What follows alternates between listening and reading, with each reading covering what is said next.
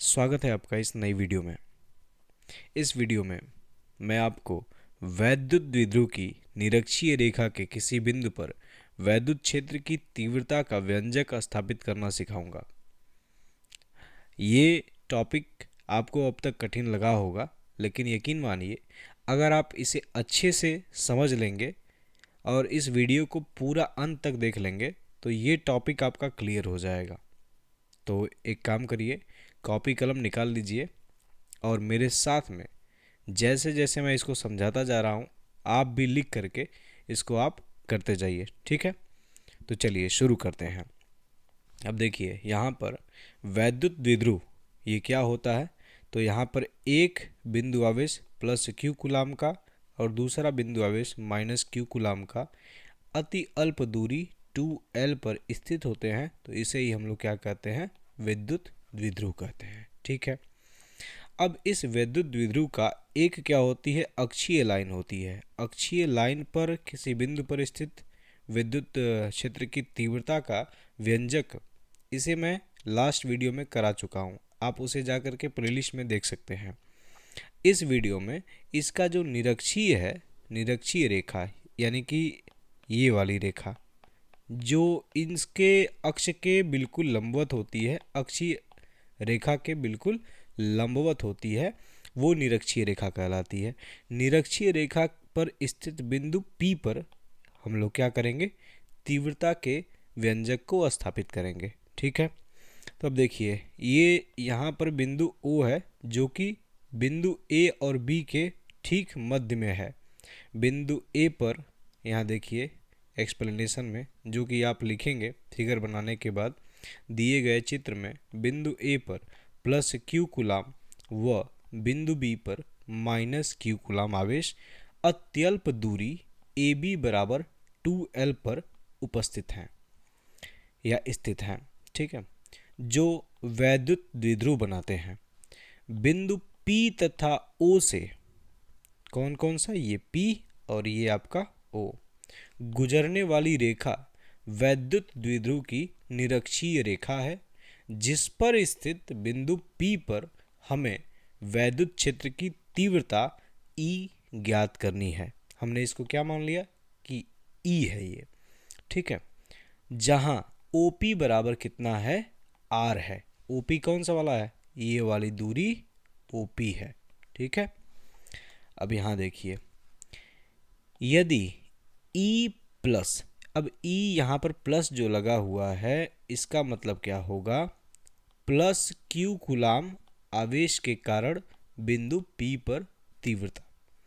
तो आपको पता होगा कि एक बिंदु आवेश अगर Q होता है उससे R दूरी पर अगर कोई बिंदु है यहाँ पर P, तो इस बिंदु पर जो तीव्रता का परिमाण आता है वो होता है small KQ upon R square, अगर डिस्टेंस R है तो, ठीक है।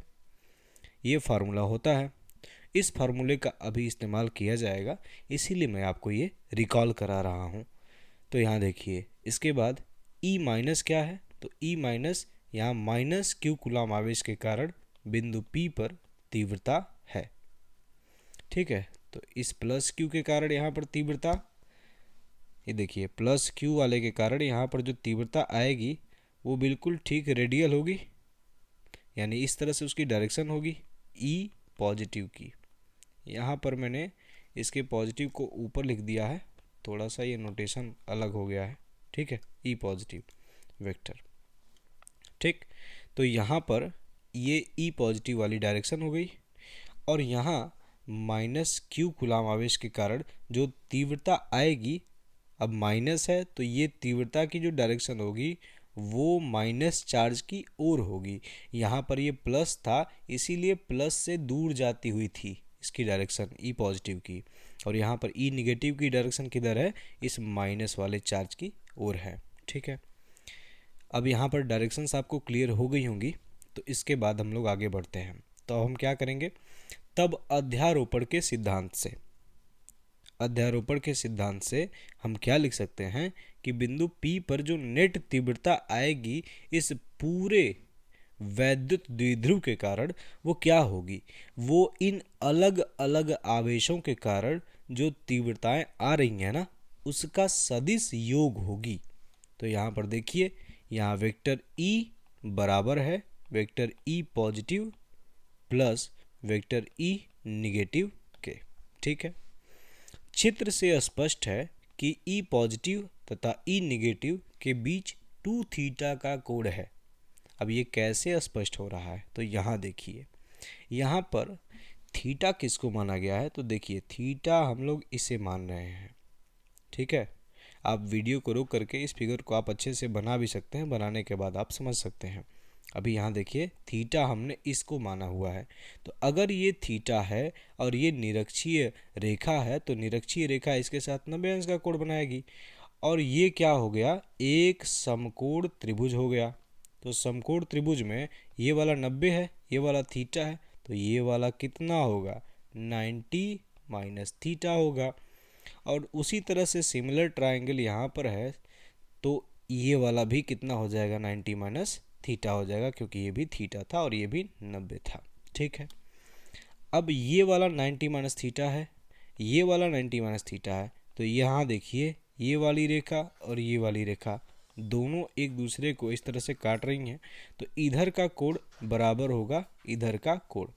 इसीलिए ये वाला कोण भी देखिए यहाँ पर, और जूम कर दे रहा हूँ, यहाँ पर ये 90 माइनस थीटा हो गया है, ये वाला कोण भी। अब यहाँ देखिए, यहाँ पर ये ई पॉजिटिव और ई निगेटिव के बीच में ये 2 थीटा कोण कैसे आया है, तो यहाँ देखिए ये पूरी एक लाइन है, और एक लाइन के एक साइड इधर जितना कोण बनेगा वो 180 अंश होगा। तो यहाँ देखिए, इस कोण को अगर मैं x मान लूँ, तो यहाँ पर x plus 90 minus theta plus 90 minus theta बराबर कितने का होगा, 180 अंश के। यहाँ 90 90 180 से 180 कट जाएगा, यहाँ -2 थीटा यानी x माइनस 2 थीटा बराबर क्या आ जाएगा, 0 आ जाएगा, यानी x बराबर क्या आएगा, 2 थीटा आ जाएगा। ठीक है, तो आशा करता हूँ आपको यहाँ तक समझ में आ गया होगा कि कैसे ई पॉजिटिव वेक्टर और ई निगेटिव वेक्टर के बीच का कोण कितना था, 2 थीटा। अब यहाँ पर इसके परिमाण को हमें निकालना है, ई के परिमाण को। अब ई बराबर क्या है, ई पॉजिटिव प्लस ई निगेटिव है, और ये कैसा है, सदिश योग है। तो सदिश योग के गणित में आप जब सदिश के गणित को पढ़े होंगे तो उसमें ये वाली चीज़ आई होगी, वेक्टर सी बराबर vector A plus vector B. अगर ऐसा होता है ना, तो वेक्टर सी का जो परिमाण होता है वो बराबर होता है अंडर रूट वेक्टर ए का परिमाण का whole square plus vector B के परिमाण का whole square plus 2 vector A का परिमाण वेक्टर बी का परिमाण कॉस थीटा। इसको mod A square plus mod B square plus 2 mod A mod B cos theta से भी जानते हैं। जहाँ थीटा होता क्या है, तो थीटा जो होता है वो वेक्टर ए तथा वेक्टर बी के बीच कोण होता है। यहाँ पर वेक्टर छूट गया है, वेक्टर बी के बीच का कोण होता है। ठीक है, अब यहाँ पर इसके आगे हम लोग क्या करेंगे, इसी कॉन्सेप्ट का इस्तेमाल करेंगे हम लोग क्या ज्ञात करने के लिए, इस वेक्टर ई का परिमाण। तो वेक्टर ई का परिमाण बराबर क्या हो जाएगा, अंडर रूट ई पॉजिटिव पहले वाले का, जहाँ पर अगर कंपैरिजन करेंगे इसका इससे कंपैरिजन करेंगे तो यहाँ ए वेक्टर के जगह पर क्या है, ई पॉजिटिव वेक्टर है, बी वेक्टर की जगह पर क्या है, ई निगेटिव वेक्टर है। तो यहाँ पर क्या आ जाएगा, ए यानी किसका, ई पॉजिटिव वाले का परिमाण मैग्नीट्यूड, यानी मॉड के लिए क्या कर दिया, इस तरह से लगा दिया, इसका स्क्वायर प्लस ई माइनस इसके जगह पर आ जाएगा, बी की जगह पर आ जाएगा। ठीक है, ई माइनस के मॉड का square plus 2 mod of E positive into mod of E negative into cos, और यहाँ पर क्या आ जाएगा, 2 थीटा आ जाएगा। क्यों, क्योंकि थीटा क्या है, थीटा जो है वो वेक्टर ए और वेक्टर बी के बीच का कोण है, और यहाँ पर हमारा तुलना करने पर वेक्टर ए कौन सा आ रहा है, ई पॉजिटिव आ रहा है, वेक्टर बी कौन सा आ रहा है, ई निगेटिव आ रहा है, और इन दोनों के बीच तो कोण कितने का बन रहा है, 2 थीटा का बन रहा है, इसीलिए यहाँ पर क्या आ गया, कॉस 2 थीटा आ गया है। तो आशा करता हूँ यहाँ तक आपको अच्छे से समझ में आ गया होगा। अब हम लोग आगे बढ़ते हैं, तो आगे क्या है, बिंदु आवेश प्लस क्यू के कारण बिंदु P पर तीव्रता का परिमाण यानी कि E पॉजिटिव का मॉड, ये क्या होगा? तो अभी मैंने आपको समझाया था, किसी Q आवेश के कारण उससे R दूरी पर जो तीव्रता का परिमाण आता है वो KQ अपॉन डिस्टेंस का स्क्वायर आता है। अब यहाँ देखिए फिगर में, तो प्लस Q वाले से जो जिस बिंदु पर हमको तीव्रता ज्ञात करनी है, तीव्रता का परिमाण, उसकी दूरी क्या है? AP है, ये वाली। इसीलिए यहाँ पर देखिए डिस्टेंस का स्क्वायर की जगह पर AP का स्क्वायर आ चुका है, और AP का जो मान होगा वो under root R square plus L square कैसे आया है? तो इसके लिए पाइथागोरस प्रमेय का इस्तेमाल किया गया है। देखिए यहाँ पर ये जो चीज़ है ये क्या है? समकोण त्रिभुज है। समकोण त्रिभुज में कर्ण का वर्ग बराबर लंब का वर्ग धन आधार का वर्ग होगा, और इस आधार का जो मान होगा वो क्या होगा? L होगा। इसका मान R है, तो इसका x का अगर मान लिया जाए इसको कि x है, तो x स्क्वायर बराबर L square plus R square होगा। इस तरह से x बराबर कितना हो जाएगा? Under root R square plus L square. और ठीक उसी प्रकार से यहाँ BP भी उतने ही मान के बराबर होगा। ठीक है, अब यहाँ पर देखिए E पॉजिटिव बराबर KQ अपॉन AP स्क्वायर, और AP की जगह पर under root R square plus L square था, इसलिए उसका मान रख दिया, स्क्वायर किया, तो ये मान आ गया आपका। उसी तरह से E माइनस वाले का भी निकाल लिया, मॉड यानी परिमाण कितना आ जाएगा? KQ अपॉन BP स्क्वायर, क्योंकि ये जो E माइनस क्या है? माइनस Q वाले के कारण है तीव्रता, तो माइनस Q से ये कितना दूरी पर है? BP, यही दूरी है, इसीलिए यहाँ पर BP है, और यहाँ पर ये क्या है? Under root R square plus L square का होल स्क्वायर है। इस तरह से इसका मान ये आ जाएगा, और आप देखेंगे तो दोनों का ही परिमाण सेम है। यहाँ पर इसके बाद देखिए त्रिभुज AOP से कॉस थीटा का मान क्या हो जाएगा? OA upon AP। देखिए यहाँ पर त्रिभुज AOP से कॉस थीटा यानी इस थीटा के लिए कॉस निकालना है, तो कॉस थीटा बराबर क्या हो जाएगा? आधार, ये वाला इसके लिए आधार हो जाएगा, बटे में कर्ण, ये वाला, यानी OA अपॉन AP, ये वाला। यहाँ देखिए कॉस थीटा बराबर OA अपॉन AP, और OA का मान कितना है? L है, और AP का मान अभी मैंने समझाया under root R square plus L square है। इस तरह से इसका मान ये आ गया कॉस थीटा बराबर। ठीक, अब कॉस 2 थीटा का फार्मूला होता है एक, ये ट्रिग्नोमेट्री का एक सूत्र है। कॉस 2 थीटा बराबर होता है 2 कॉस स्क्वायर थीटा माइनस 1 के। यहाँ पर मैंने क्या किया? कॉस थीटा के जगह पर जो ये मान आया था ना, उसको ला करके रख दिया। तो जब इसको रखेंगे कॉस थीटा के जगह, तो ये कॉस थीटा का स्क्वायर है, यहाँ पर जो मान आया है वो स्क्वायर हो गया है, तो यानी ऊपर क्या है? L है यहाँ पर, तो यहाँ L स्क्वायर हो गया है, और नीचे अंडर रूट में R square plus L square था, तो यहाँ से स्क्वायर होने के कारण क्या हुआ? अंडर रूट हट गया है, और माइनस 1। अब इसके बाद क्या हुआ? इसका गुणा हुआ 1 में, तो यहाँ पर क्या आ जाएगा? यहाँ 2 था पहले से, ये वाला 2, तो 2L स्क्वायर, यहाँ 2L स्क्वायर है। अब माइनस में क्या हो जाएगा? Minus R square minus L square हो जाएगा, क्योंकि ये वाला इससे मल्टीप्लाई हुआ है। अब इसको हल करेंगे तो ये आ जाएगा L square minus R square बटे में R square plus L square. ये किसका मान आ गया है? कॉस 2 थीटा का। हम लोग कॉस 2 थीटा क्यों निकाल रहे हैं? क्योंकि आपको याद होगा अभी मैंने बताया था आपको कि E पॉजिटिव वेक्टर और E निगेटिव वेक्टर के बीच का कोण कितना है? कॉस, ये जो 2 थीटा है, और यहीं से कॉस 2 थीटा निकालने की आवश्यकता हमको पड़ी है, जिसको हम लोगों ने इस तरह से निकाला है। ठीक है, अब हम क्या करेंगे? अब हम E पॉजिटिव वेक्टर के मॉड और E निगेटिव वेक्टर के मॉड और कॉस 2 थीटा का मान कहाँ रख देंगे? समीकरण 1 में। समीकरण 1 हमने किसको बनाया हुआ है? ये देख लीजिए, हमने इसको बनाया हुआ है। ठीक है, यहाँ पर रखेंगे तो देखिए इसका मान रख दिया, इसका मान रख दिया, स्क्वायर कर दिया, फिर यहाँ पर 2 गुणे E पॉजिटिव वेक्टर का मान और E निगेटिव वेक्टर के मॉड का मान इनटू कॉस 2 थीटा का मान। अब यहाँ देखिए ये दोनों समान हैं, तो यानी ये स्क्वायर हो जाएगा, यहाँ भी स्क्वायर, यहाँ भी स्क्वायर, यहाँ भी स्क्वायर है। स्क्वायर को जब कॉमन लेंगे तो बाहर आएगा जब, तो ये अंडर रूट के कारण इसका स्क्वायर हट जाएगा, तो KQ upon R square plus L square बाहर आ जाएगा। और यहाँ पर, यहाँ देखिए अंदर क्या बचेगा? यहाँ से आप ले गए तो यहाँ पर 1 बचेगा, यहाँ से ले गए इसको तो यहाँ पर भी 1 बचेगा, और यहाँ क्या बचेगा? यहाँ पर 1 बचेगा, और ये 2 पहले से है तो इसलिए 2 गुणे 1 यानी 2 रहेगा, और ये तो पूरा का पूरा बचा रहेगा। इसीलिए यहाँ पर 1 + 1 + 2 L square minus R square upon L R square plus L square हो गया है। ठीक है, अब यहाँ पर ये बाहर ऐसे ही रहेगा, फिर इसको हल करेंगे आगे तो ये 2 + 2 L square minus R square upon R square plus L square हो गया।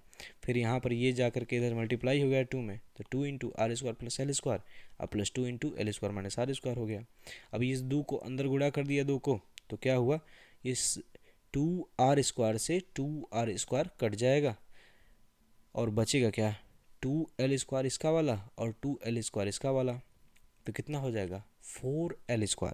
और 4l² का क्या है, ऊपर रूट है, तो 4 का रूट 2 हो जाएगा यहाँ पर और l² का रूट l हो जाएगा। इस तरह से यहाँ पर क्या आ चुका है, 2l आ चुका है। इस ऊपर वाले को हमने हल कर लिया है, नीचे वाला वैसे ही बचा हुआ है। अब नीचे वाले में ये √r² प्लस एल स्क्वायर को मैं लिख दिया इसके घाते 1/2, ठीक है, और इसके घाते 1/2 और यहाँ पर इसके घाते पहले से 1 था, तो जब आधार समान है तो घातें जुड़ जाती हैं, तो 1 + 1/2 जुड़ करके कितना हो गया, 3/2 हो गया। ठीक है, इस तरह से हम लोग यहाँ तक पहुँचे हैं। अब हम लोग क्या करेंगे, वैद्युत द्विध्रुव का जो आघूर्ण का फार्मूला होता है उसे लगाएंगे, उसके परिमाण को हम लोग P = 2ql लिखते हैं, जहाँ P क्या है, वैद्युत द्विध्रुव के आघूर्ण का परिमाण है। ठीक है, अब यहाँ पर हम लोग क्या करेंगे, Q × 2l को हम लोग P लिख देंगे, यहाँ देखिए इस वाले से हम लोग इसको P लिख दिए। ठीक, और उसके बाद हम लोग एक अप्रॉक्सीमेशन लगाएंगे, L जो है वो बहुत ही छोटा है R के तुलना में, क्योंकि ये विद्युत द्विध्रुव जो होता है वो उसके अंदर जो आवेश होते हैं वो बहुत ही अल्प दूरी पर होते हैं, माइनस और प्लस आवेश जो होते हैं, इसीलिए L बहुत छोटा माना जाएगा। इसलिए L² जो होगा वो तो और छोटा होगा, इसीलिए उसको हम लोग 0 कर देंगे। जब L² को यहाँ पर 0 कर दोगे तो बचेगा क्या, अंदर बचेगा r² सिर्फ, यानी r² के घाते 3/2 बचा, ऊपर तो Kp था ही, इसलिए यहाँ पर क्या आ चुका है, Kp/r³ आ चुका है, क्योंकि स्क्वायर 2 से 2 कट जाएगा, यहाँ क्या बचेगा 3 घात। इस तरह से हम लोग वैद्युत द्विध्रुव की निरक्षीय स्थिति में स्थित बिंदु पर तीव्रता के लिए व्यंजक निकाले हैं, और ये व्यंजक क्या आया है, वेक्टर E का मॉड जो होगा वो बराबर होगा Kp/r³ के। तो आशा करता हूँ आपको ये पूरा डेरिवेशन अच्छे से समझ में आ गया होगा। वीडियो देखने के लिए धन्यवाद।